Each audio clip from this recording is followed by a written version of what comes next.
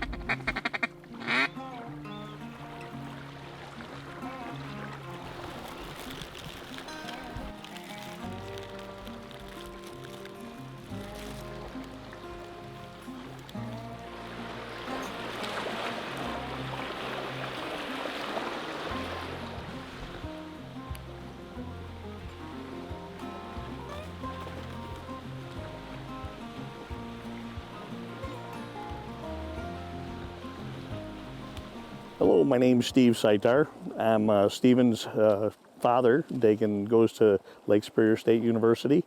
It's been quite a journey for both of us. Got Steven into sporting events as far as hunting and fishing and so forth several years ago, just like my father had done and as my grandfather had done with my father. Deep history. The waterfowl hunting, I've been waterfowl hunting now for about 57 years. It's been a great experience, been a lot of life experiences that go along with that. One of the most important things I'd like to mention is the safety aspect of it. I was involved in a hunting accident several years ago, and shortly thereafter I became a hunter safety instructor. Realized at that time that even as much time as you spend and try to do the right thing all the time, sometimes mistakes happen.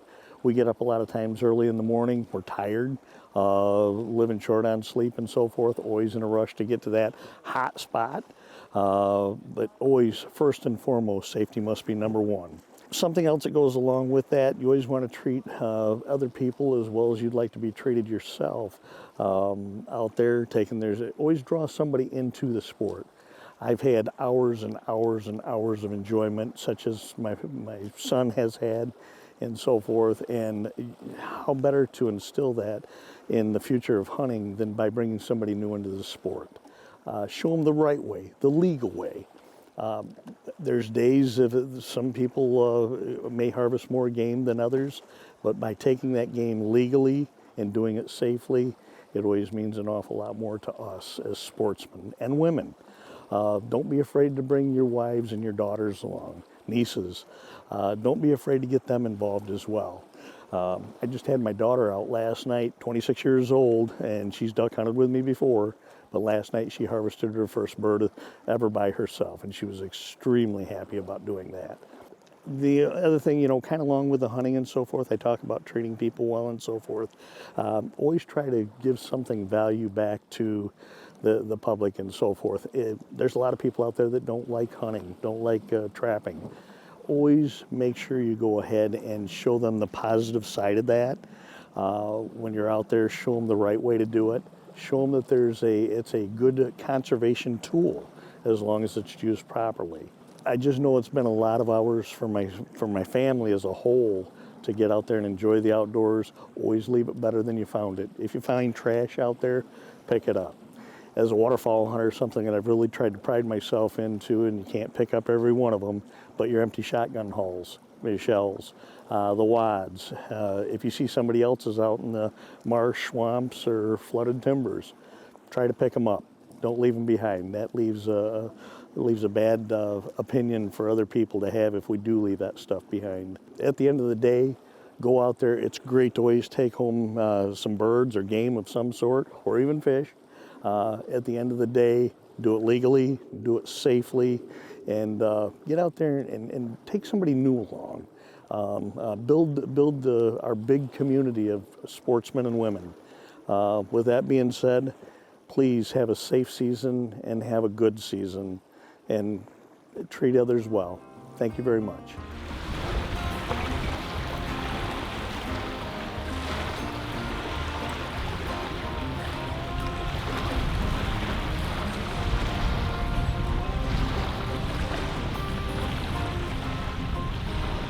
Here we are after the hunt. Pretty brutal this morning. Saw quite a few birds, a lot of divers around. Just weren't really in the right spot. I think offshore or maybe on the island would have worked a little bit better, but I think next we might do some salmon fishing up at the powerhouse, and then we're for sure gonna get a good night hunt in tonight, where me and Steve hunted last night and saw a lot of birds, and get set up on where they're actually roosting at. So stay tuned for that, and it should be a good rest of the day.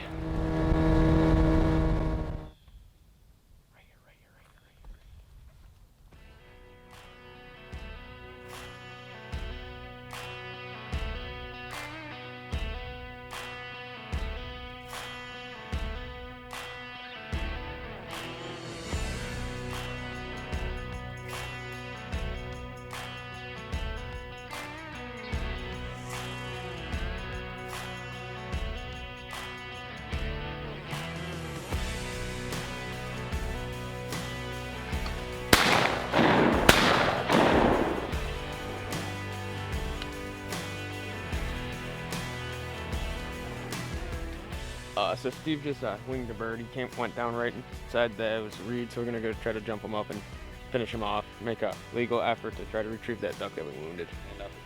An ethical thing to do.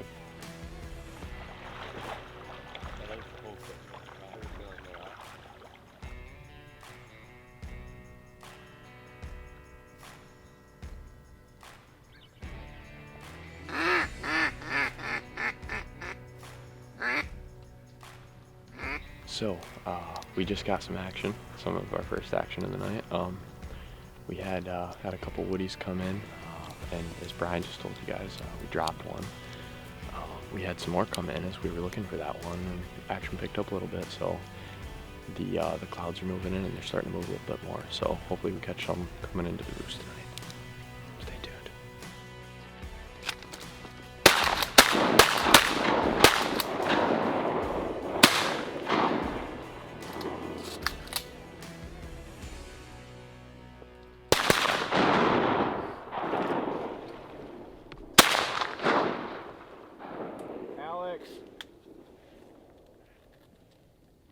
Good shoot, boys.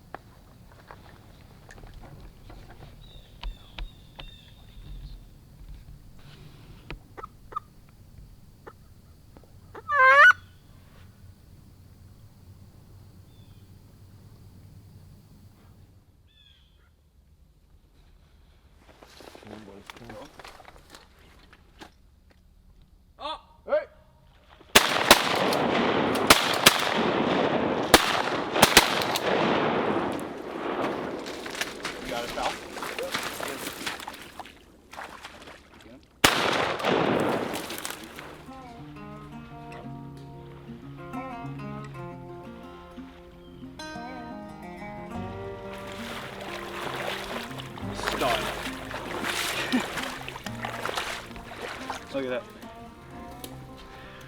That thing is gorgeous. I can't believe you got him to. Crazy. I've shot a lot of plumed out gray woodies, but like usually they don't have that much purple back here. That's a stud, dude. Yeah. Look at that thing. Disclaimer. Gorgeous. That was a community bird, my guy. All right, let's get back. Should hopefully have another flight of them soon.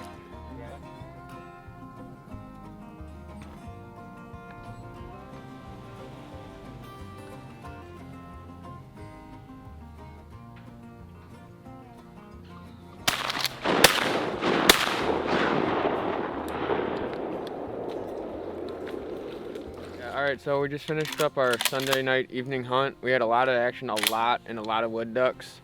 We took some shots. Some of them were kind of farther. We did definitely shoot 2 birds. One of them, we're gonna go out and look again now that it's after shooting light, try to find it. And we got a nice stud wall hanger drake down that hopefully someone in this party is gonna mount this weekend.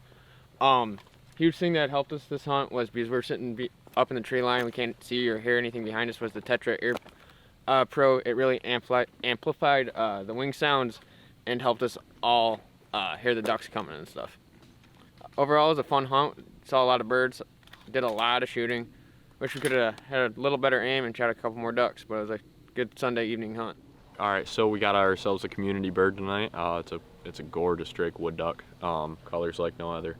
So we're gonna do a hat draw since we all shot at it, and we all probably took a part in it. So we're gonna see who gets to keep it to put it on the wall for good memory's sake. Go ahead, draw, Steve. Don't look at it. Yeah, don't look at it. Just picking. I'm not that tall. Go Well, ahead, I already Eric. know. I already know this one isn't mine. Can I look at it or no? Not yet. Okay. Alright, we got it. Not me. Not me. It's you, Steve. Steve, Look look inside. inside the shell. Is there a leaf in there? There is. It's your bird. Stevie bird. All right, There you go. simple enough. She's going on the wall. The campus waterfowl Woody.